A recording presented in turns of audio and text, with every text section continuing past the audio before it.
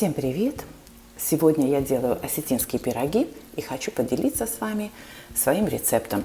Я делаю пироги так, как делали их все в моей семье, моя бабушка, моя мама, как делали их в семье моего мужа. Поэтому это очень простой земной такой рецепт. У меня здесь 600 мл теплой воды. Я добавляю туда 1 десертную ложку дрожжей, вот такую неполную, без горки, дрожжей и десертную ложечку сахара. Все это я перемешаю и оставлю буквально на несколько минут, просто пока сахар растворится. Здесь у меня просеян 1 килограмм 200 грамм муки, но столько муки нам на 600 миллилитров воды не понадобится. Я всегда просеиваю немножко больше, потому что мука каждый раз как-то получается разная, и тесто по консистенции тоже получается немножко разное. Поэтому мука у меня всегда остается, но я предпочитаю просеять чуть больше. Я насыпала в углубление чайную ложечку соли, и теперь налью туда наш дрожжевой раствор. Вот так. Наливаем в углубление дрожжевой раствор и замешиваем мягкое тесто. Руки я уже помыла.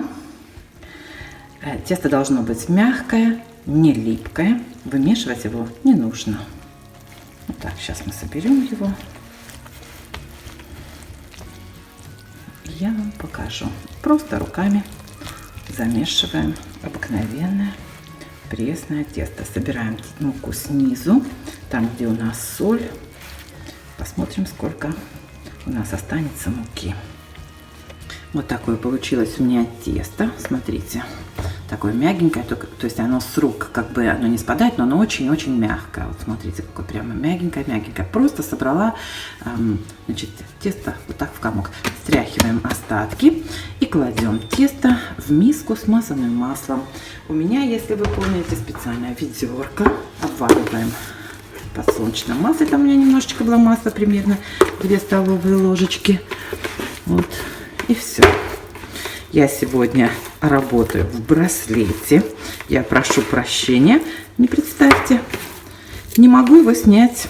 Не могу снять защелку. Я сегодня дома одна, поэтому нужна вторая как бы рука. Не могу снять браслетик.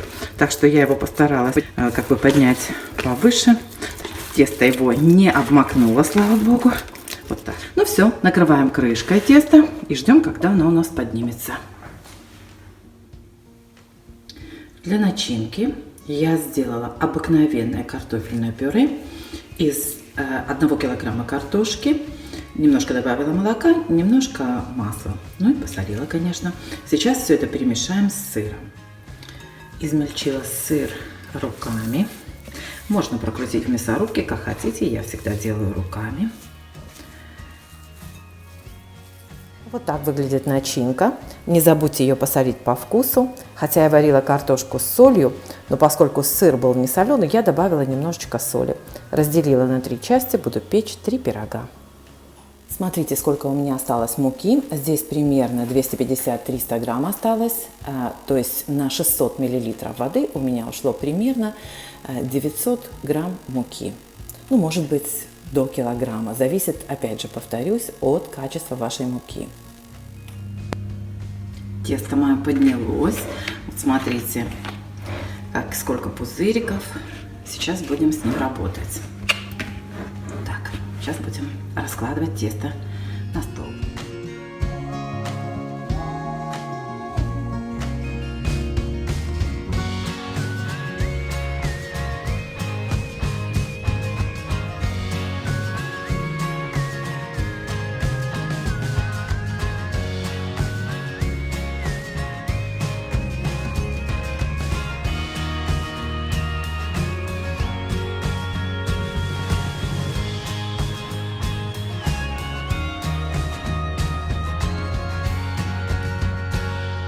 Такие получаются кругляшки. Ой, вам, наверное, не видно. Вот так. У меня получилось 4. Ну, я сделаю еще что-то. Пожарю на масле, может, пышечки сделаю, какие-то пустышечки. Вот так. Накрываю полотенцем. Оставляю их на столе, пока греется духовка, они у меня еще раз подойдут. Ну что, ручки помыли и начнем. Так, чтобы вам все было видно. Так, взяли один кусочек нашего теста, начинку, немножечко прижали ее руками и собираем тесто в середину. Вот так.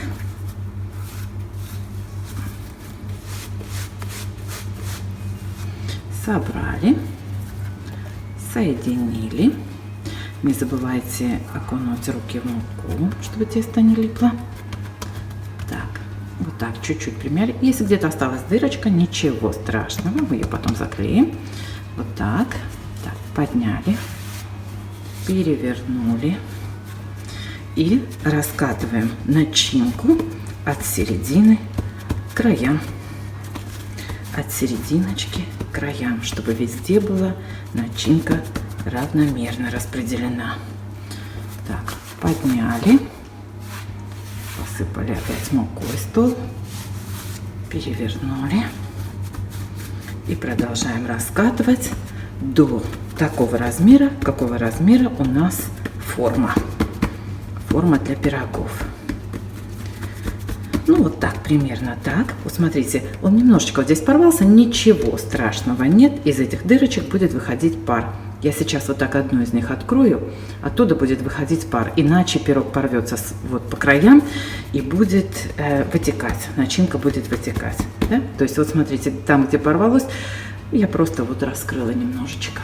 Ну вот такой получился у меня пирог. Сейчас я его положу в форму и покажу вам опять. Так, поднимаем пирог. Вот так, стряхиваем лишнюю муку. Извините, не могу вам показать. Ой.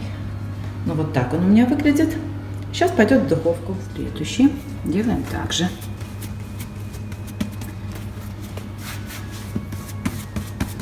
Так, немножечко вот так раскатали, положили начинку, примяли слегка. Собираем в середину края. Вот так, смотрите. Чуть-чуть подтягивайте, ничего страшного, все получится. Не забываем окунать пальцы в муку. Так, посыпали еще мукой стол. И раскатываем. Начинку старайтесь равномерно распределить по всему пирогу. Значит, мы делаем пироги с картошкой, с сыром. Самые любимые наши пироги. Мы очень любим с сыром пироги, с мясом, конечно. Но делаем пироги с сыром и свекольными листьями, сыром и листьями черемши. Не бывает осетинских пирогов с рисом, с грибами, с курицей и прочими добавками, и прочими начинками. Значит, все пироги имеют место жить, но не осетинские. Осетинские только с картошкой, с сыром, без куриц, без грибов. Ну вот, смотрите, пироги пекутся. Я ставлю пирог в самый низ, на самую нижнюю полочку, чтобы подпекся низ. Иначе он лопнет у вас или прилипнет к форме. Поэтому сначала ставьте на самую нижнюю полочку, а потом переставляйте наверх, чтобы подпекся вверх тоже. Ну, ждем. Пироги пекутся очень быстро. Они у меня на самой духовке настроена на самую горячую, на 270 градусов у меня.